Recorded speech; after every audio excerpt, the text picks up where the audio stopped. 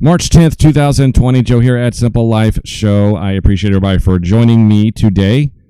Don't forget to subscribe if you have not done so. I'm going to be making my videos a little bit shorter because I know attention spans and time constraints, especially for people who have other things to do than sit in front of YouTube for an hour while listening to me ramble about things. I'm making my videos a little bit shorter. Today, we're going to be talking about the transgender athlete issue. I know people are concerned about the coronavirus, and I'm going to get to that in other videos, but I did want to talk about this because yesterday was International Women's Day, and the Olympics are coming up. So I thought it was necessary to talk about this. Now, there was a recent interview, I guess if you want to call that. It got very heated between Piers Morgan and Lisa Nandy. If you don't know who Lisa Nandy is, she is a contender for the Labour Party in the UK.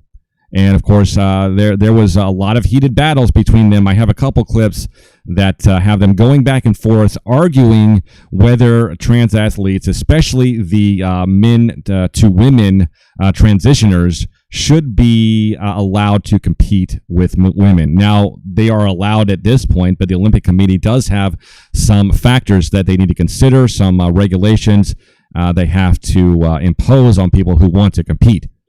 But I don't think that's still fair. But Piers Morgan seems like he's woke a little bit more, and he's arguing in an eloquent, not so much eloquent fashion, but he does get his point across. Of, for example, women's sport. We've got the Olympics coming. You've got a New Zealand weightlifter who lifted as a male in competition, who's now smashing records, having identified as female. This is where it does get, I think, quite serious for the potential effect it has on women's rights. Are you happy for anyone born to a male biological body to simply raise their hand without any need for surgery and to compete in the Olympics against women born to female biological bodies? So I'm a huge fan of athletics, and this has been a really big raging debate because particularly around the issue of Caster Semenya, and so I've been following it really closely. But hang on, Caster Semenya that's a different case. Different case. But actually there are really problematic issues here. Caster Semenya is not a trans athlete. No, there's an argument about whether Caster Semenya is a man or a woman, and it's been, there was a documentary about it. Yeah, but that's a different case. Sorry, we're talking about people self-identifying with male biological bodies, saying, I am female, I'm now competing against women born to female biological bodies. That's the debate.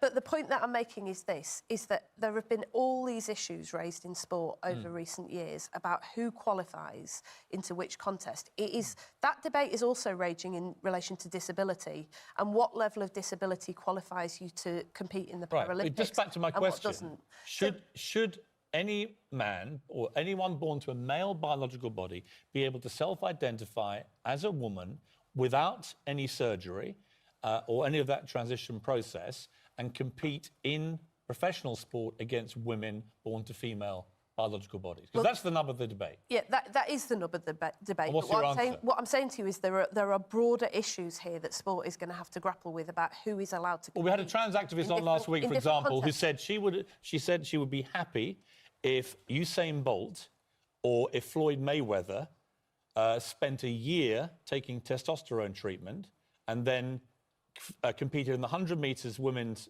Olympics or female boxing.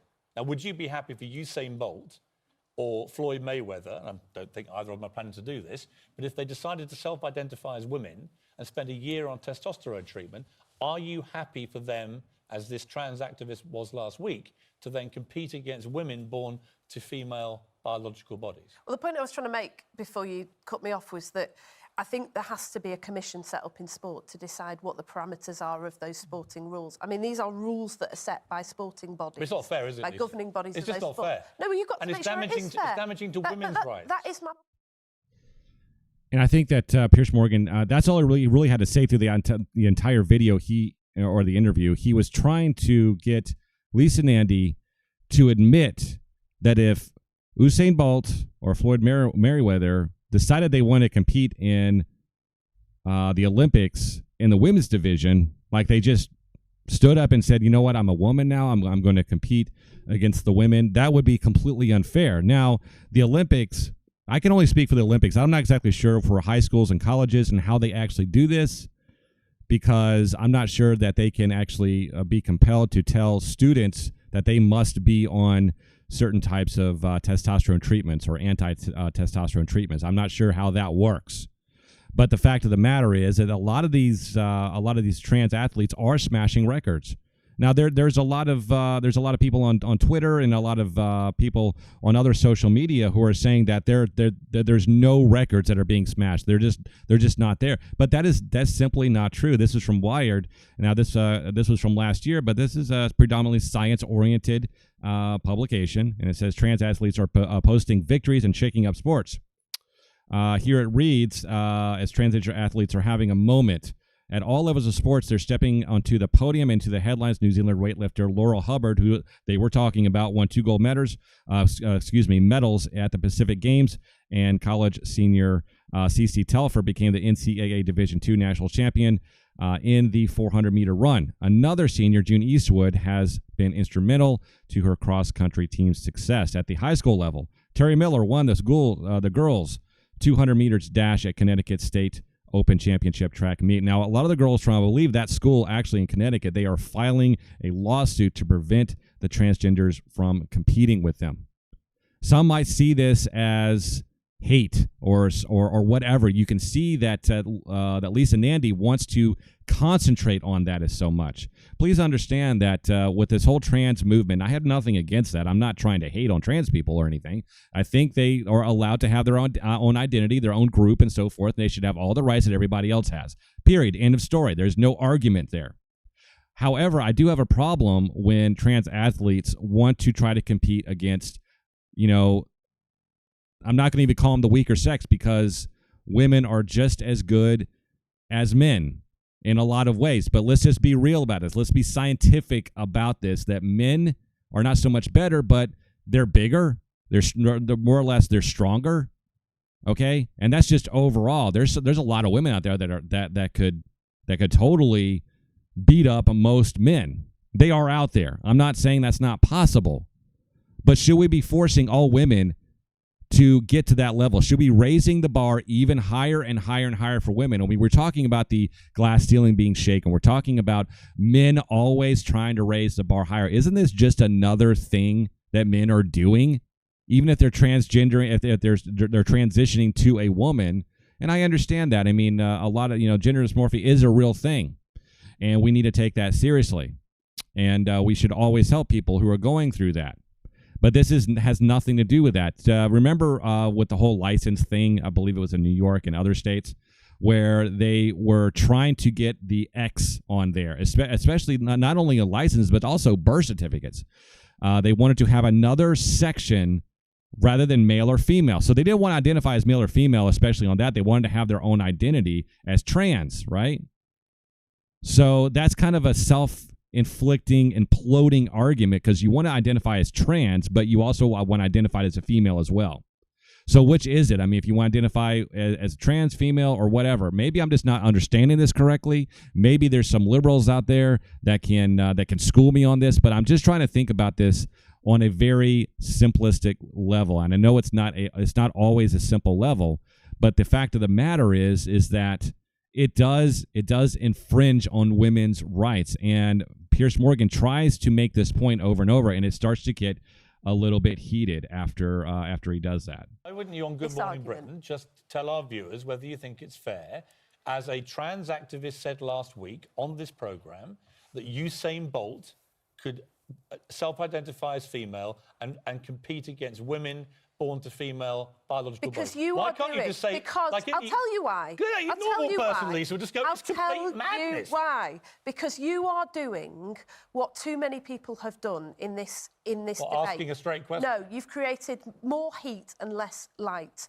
You're setting up an example that is just simply nonsense. Absolute nonsense. It's a straw man. I've asked you... Usain Bolt is not planning to self-identify as a woman and run in a woman's race. But what we are saying... And that's why I say, take the heat out of this and let's have a sensible, I'm sorry to be pedantic about this, where the parameters lie. In Connecticut, for example, in America, there are 2 trans athletes who were competing as male athletes, born to male biological bodies, tall, powerful, very fast.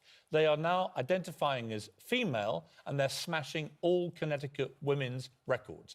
I don't think that is fair to women's rights. Some of the most What am I marginalised doing? people in What the am I country. doing? You are trying to create. What am I doing but false- trying to defend women's trying to rights from a grotesquely unfair situation where people born to male biological bodies who have an obvious superior strength and power are now being able to simply say, I'm female, and compete against women born to female bodies. What am I doing that's so wrong? You are attacking some of the most marginalised Who am people I in this attacking? country Who am by I setting attacking? up a false war Who am I between attacking? women No, that's outrageous. and trans women. I'm not attacking and trans anyone. men. I've always, That is not I've good always enough, supported Piers. transgender rights. I'm not attacking anybody. Yes, you are. I'm That's defending exactly women's. what you're No, doing. I'm defending women's rights. Well, He makes that point over and over and over. I just want to leave you with that point. Now, going back to this article here, these recent performances are inherently praiseworthy, shining examples of what humans can accomplish with training and effort. But as more transgender athletes rise to the top of their field, some vocal opponents are also expressing outrage at what they see as transgender athletes ruining sports for cisgender girls and women. This is very important. Listen here. These issues have come to the head of Connecticut, where the conservative Christian group Alliance Defending Freedom has filed a legal complaint, like I was talking about, on behalf of 3 high school athletes who are seeking to bar transgender girls from competing in the girls category. In Connecticut, as in more than a dozen states, high school athletes are allowed to compete in the category that matches their gender identity, so they don't have to do anything. According to ADF counsel Christina Holcomb, 2 transgender athletes, Miller and another runner, that's what we were talking about, have amassed 15 different state championship titles that was once held by 9 different girls across the state. This is really important. Listen to this. Let me see here. In the NCAA, for example, transgender women can compete in women's teams after they complete a 1-year testosterone suppression treatment, but the organization doesn't place limits on what a transgender athlete's testosterone levels can be. That's where it gets confusing. The International Olympic Committee has more granular rules. Transgender women can compete in the women's category as long as their blood testosterone levels have been maintained below 10 nanomoles per liter for a minimum of 12 months. Important, listen here. Cisgender men typically have testosterone levels between 7.7 and 29 nanomoles per liter, while premenopausal cis women are generally about 1.7. So they as long as they're 10 or below, they're fine, but they're competing against people who have an average of 1.7. Meanwhile, the governing body of track and field just adopted a 5. So it's still 5 times more. So this is the most important piece of this article right here. So which approach is fair? Fair is a very subjective word, says Joanna Harper, a transgender woman. A transgender woman is actually saying this. Distance runner and researcher who served on the IOC committee that developed the organization's current rules. It boils down to whom you're trying to be fair to. To billions of women who cannot compete with men at higher levels of sport, or a very repressed minority and transgender people who only want to enjoy the same things as everyone else, including participation in sports.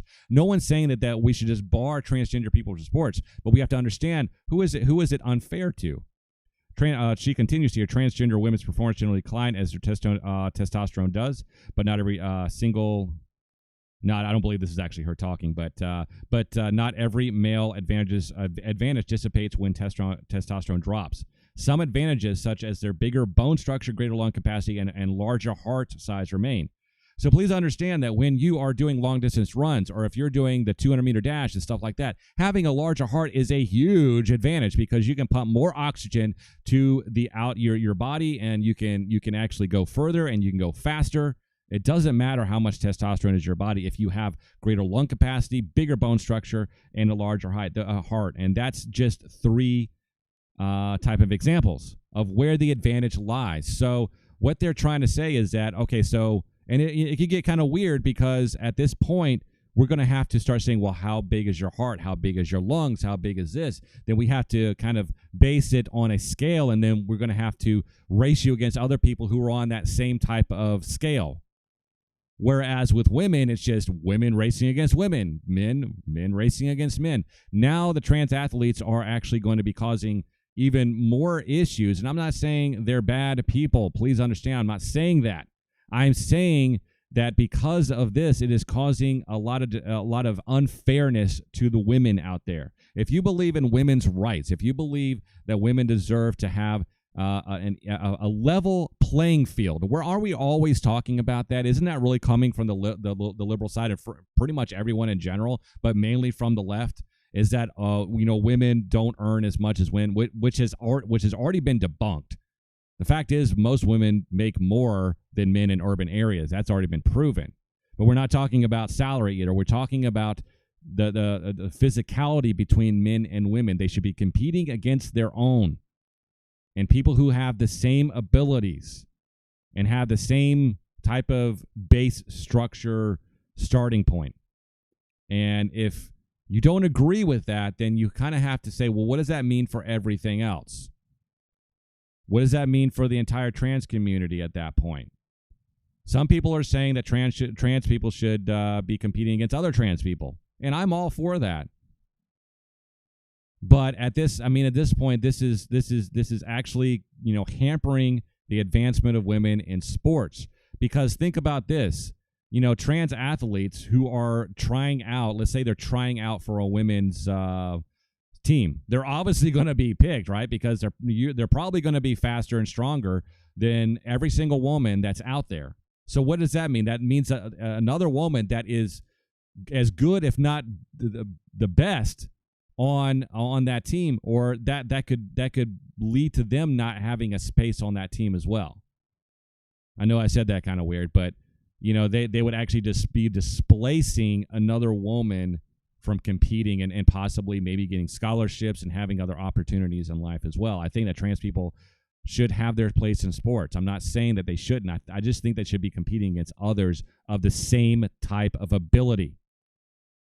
Most women, as well as most women, we all have our limitations on what we can do. And some say, the longer we go, men and women and humans in general, they'll continue to get better and be able to perform better.